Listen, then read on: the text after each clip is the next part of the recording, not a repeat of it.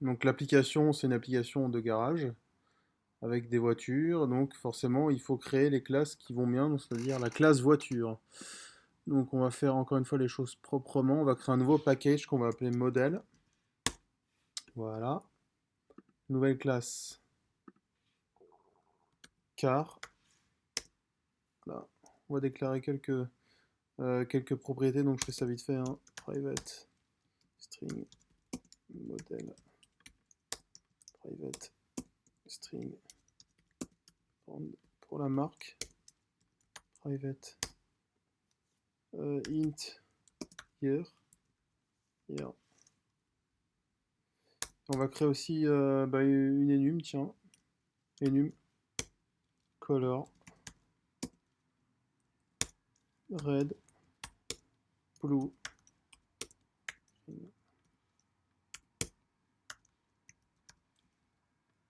Voilà. Private color qui est bien dans ma classe car. Ouais, color. À présent, on va générer tout ce qui est getter et setter, hein. On va pas s'en priver, on va pas le faire à la main, ce serait bien trop fastidieux. Getter and setter.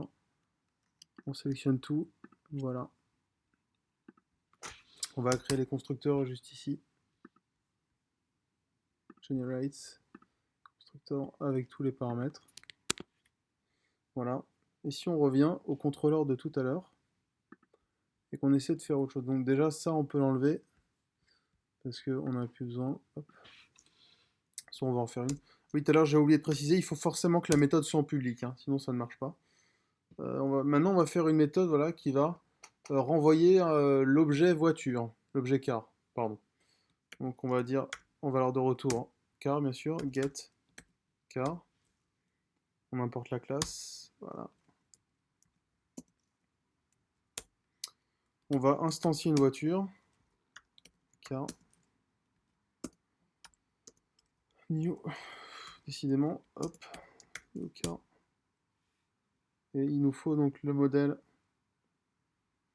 On va mettre une bonne vieille Laguna de Renault. 2004, très bonne année. Elle va être rouge, tiens.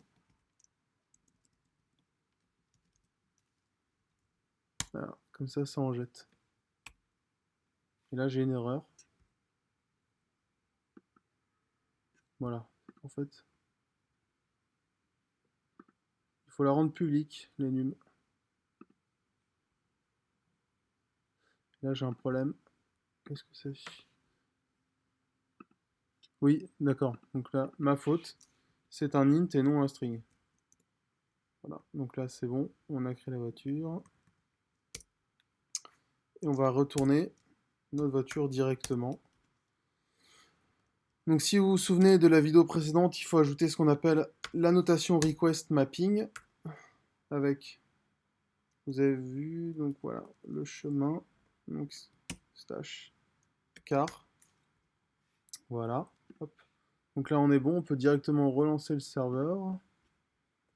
Donc là on le dit, voilà, tu fais stop and rerun et tu nous le redemandes plus.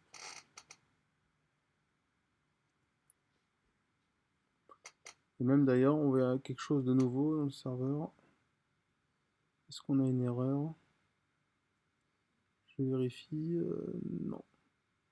Voilà. Donc, oups.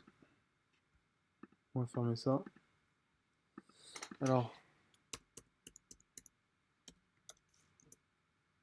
vous voyez, donc ce qui est génial, c'est que ça nous a directement retourné tout ce qu'il fallait en JSON. On n'a pas besoin de faire. Vous avez vu? Ça a pris 2 lignes. C'est très facile. Donc, voilà, ça retourne directement donc l'objet Java en JSON. Voilà, pour le data model, on est bon. Donc maintenant, on va passer à tout ce qui était service, service dans Spring.